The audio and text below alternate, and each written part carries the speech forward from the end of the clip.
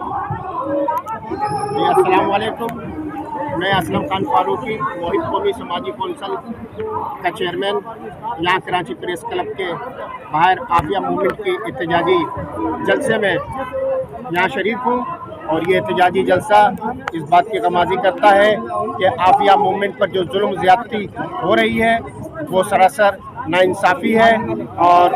ہم یہاں پر عافیہ کی رہائی کے لیے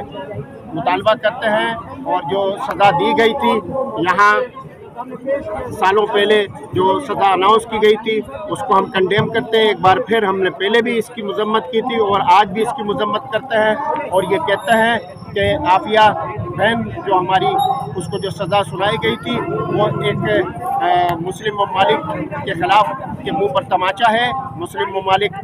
کو چاہیے کہ عافیہ بہن کی رہائی کے لیے مل کر لائے عمل اختیار کریں، اور تمام مسلم ممالک عافیہ بہن کی رہائی کے لیے بھرپور جدوجہد کریں۔ میں سمجھتا ہوں کہ حکومت پاکستان کو چاہیے کہ عافیہ مومن کی رہائی کے لیے کوئی بھرپور اقدام اٹھائے۔ اس طرح کے خاموش اقدامات سے عافیہ کی رہائی ناممکن ہے۔ ہمیں چاہیے کہ عافیہ کی رہائی کے لیے بھرپور اقدام اٹھائیں۔